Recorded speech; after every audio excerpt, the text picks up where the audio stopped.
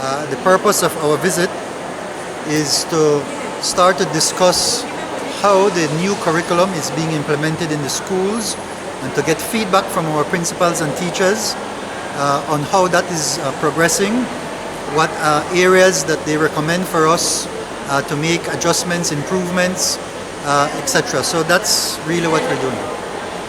So with this new curriculum, will there be any training for teachers so that they could get to know more about this curriculum?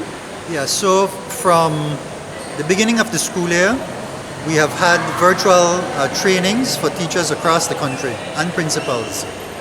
The first set of trainings was really to introduce the teachers and the principals to competency-based education.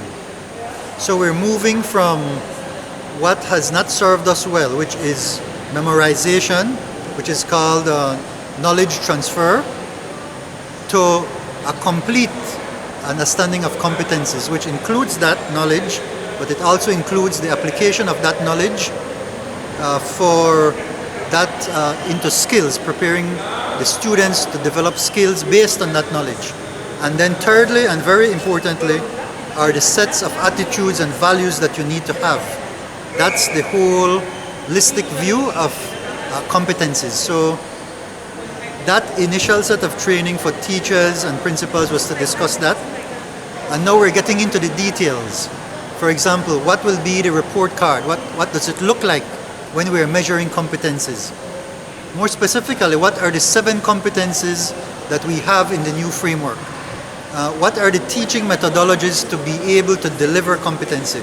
So this second phase of consultations is to see how the teachers are operating within the schools and how they're learning how to implement competency-based education.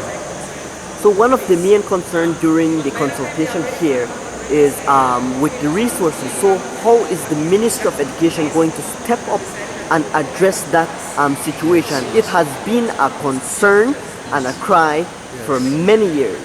Yes, certainly.